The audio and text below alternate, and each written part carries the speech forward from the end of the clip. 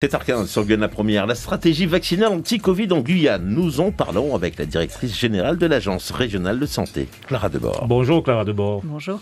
Psychologiquement, moralement, physiquement, vous tenez le coup ? Oui, ça va très bien. Ah, tant mieux alors. Est-ce que vous voulez toujours aux Guyanais qui rechignent à se faire vacciner ? Les Guyanais sont libres, il n'y a pas de problème avec ça. Le problème, c'est plutôt quand ils font preuve de leur liberté à partir d'informations qui sont des informations fausses et qui les manipulent. Mais bon, on a confiance dans le fait qu'on va y arriver tout doucement. S'ils n'en veulent pas, tant pis, on ne va pas les forcer non plus. Ah, c'est ça, on ne va pas les forcer, on ne va pas surstocker. Vous restez sur votre position ? Ah, mais bien sûr, il serait vraiment... Vos propos n'ont pas dépassé vos pensées Absolument pas.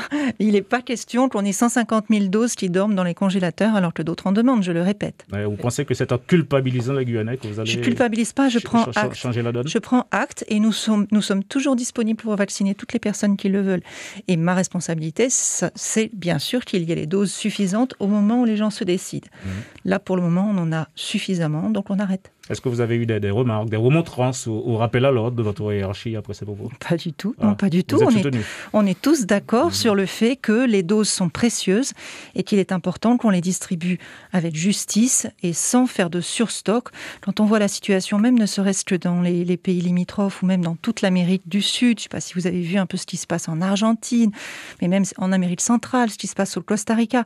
Enfin, on est dans des situations... J'ai été contactée par des pays étrangers, je ne dirais pas lesquels, pour savoir si je pouvais donner les doses. Alors non, c'est pas les miennes, c'est bien celles des Guyanais, et elles sont là et on va les garder pour quand on sera décidé. Il y a des doses qui arrivent à expiration bientôt mais aussi. Il faut se dire que là... Il faudra les remplacer. Oui, les doses comme tout médicament, il y a des doses qui peuvent arriver à expiration, c'est vraiment pas le sujet là pour le moment, mais en tout cas, on a un produit qui est précieux et il n'est pas question qu'on en garde des quantités inadaptées à la demande, et cette demande, elle évolue quand même favorablement, parce que la semaine dernière, on a eu une augmentation de 13% de la demande par rapport à la semaine d'avant. Donc, les gens commencent peut-être aussi par rapport aux vacances, par rapport, je ne sais pas. Très lentement, quand même. Ah non, la semaine dernière, 13% de première injection de plus que la semaine d'avant. Si on reprend 13% cette semaine, ça va vraiment être beaucoup. Si on parle globalement, 5% de la population a deux doses, il n'y a pas de quoi se réjouir. Pour le moment, ça ne suffit pas pour limiter l'épidémie, ça c'est sûr. Mais c'est autant de personnes qui ont une chance très importante de ne pas avoir une forme grave.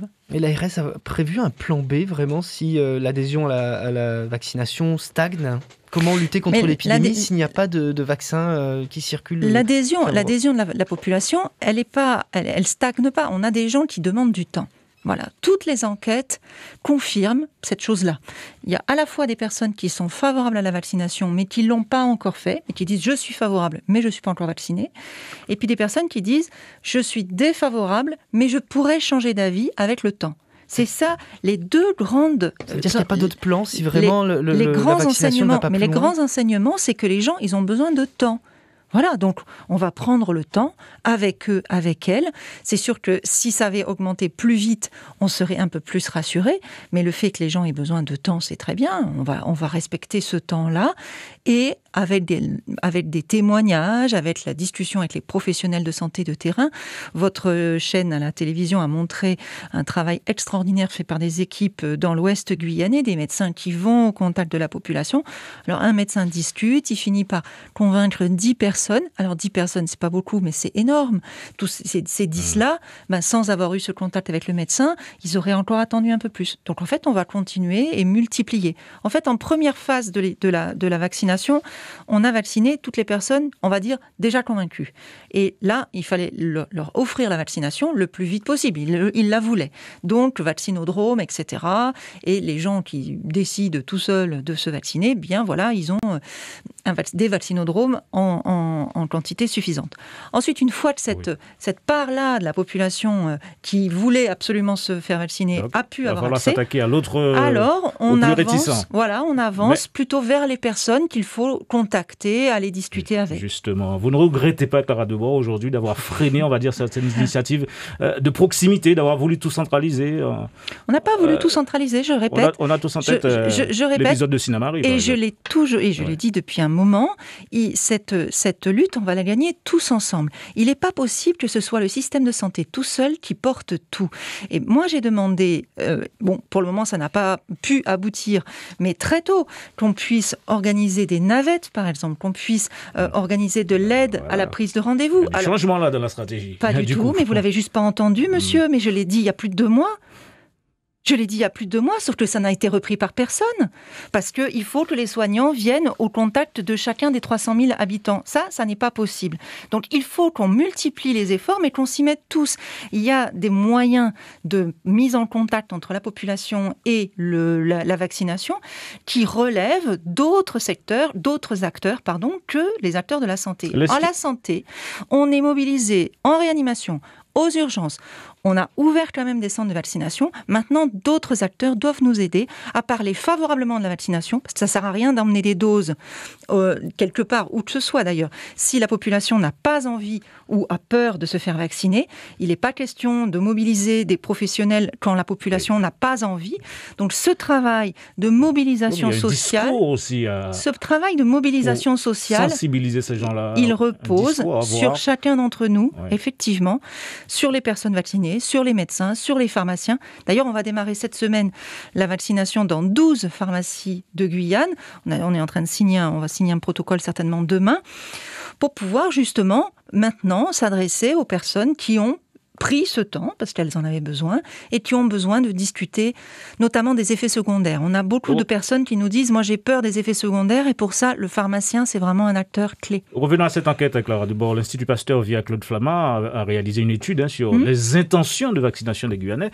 Est-ce que vous êtes appuyé sur cette enquête ? Ah oui, mais même d'ailleurs nous l'avons financé. Nous l'avons financé, nous l'avons demandé. Donc oui, je peux même vous en donner les résultats quasiment de tête. On voit d'ailleurs dans la deuxième phase de cette enquête que les personnes hésitantes, mais dans l'idée de pouvoir changer d'avis, augmente. C'est-à-dire qu'il y a un peu plus de monde en avril qu'en mars qui se disent « Ah, je pourrais aller me faire vacciner ». Donc on voit que les choses, elles bougent. On voit aussi, par exemple, que, on le savait déjà, il y a beaucoup de différences selon le niveau socio-culturel, selon le lieu de naissance. Ces choses-là se confirment avec cette enquête. Mais on voit aussi que, par exemple, les personnes qui consomment, entre guillemets, des réseaux sociaux ont moins envie de se faire vacciner. On voit aussi que les personnes qui ont l'habitude de prendre de la pharmacopée traditionnelle, eh bien, ces personnes qui, dans la première enquête, étaient peu nombreuses à vouloir se faire vacciner, le sont davantage dans la deuxième enquête, ce qui est très bien, parce que la pharmacopée et la vaccination ne sont pas concurrentes. C'est bien les deux prises en charge qu'il est utile d'avoir pour sa santé. Deuxième phase de cette enquête qui révèle également une certaine défiance à l'encontre des autorités locales. Est-ce que vous entendez ce discours ? Entendez-vous que votre discours ne plaît pas, carrément ? mais je ne suis pas là pour que mon discours plaise, je ne suis pas élue, monsieur. Moi, je suis là pour donner des informations de santé, que ça vous plaise pas de la façon dont je les donne, mais fermez la radio, lisez la presse internationale, lisez les revues scientifiques, écoutez votre médecin. Si ça vous plaît pas ce que je vous raconte, qu'est-ce que vous voulez que je vous dise ? Ce que nous vous proposons, c'est un vaccin le plus efficace au monde, gratuit, accessible à tout moment, sur tout le territoire. Qu'est-ce que vous voulez de plus ? Clara Debord, parmi ce discours que l'on entend de plus en plus manifestement, et cette défiance, cette méfiance aussi face aux autorités, il y a aussi cette impression qu'il n'y a pas le choix finalement face au vaccin. Vous le dites, il y a le choix, on est en France d'ailleurs, il n'est pas obligatoire. Mais vous, votre feuille de plan, c'est bien de convaincre tout le monde de prendre ce vaccin. Où est la ligne exactement ? Où est-ce qu'elle se démarque ? Il y a beaucoup de troubles par rapport à cette question. On voit aussi beaucoup de gens qui sont vaccinés, parce qu'il y en a quand même maintenant plusieurs dizaines de milliers, à peu près, plusieurs dizaines de millions en Guyane, qui disent il y en a marre que les autres se vaccinent pas parce que pendant ce temps-là, nous, on continue à subir les restrictions, etc. Donc, il n'y a pas moi qui suis pour la vaccination et puis la population qui est contre. C'est pas vrai.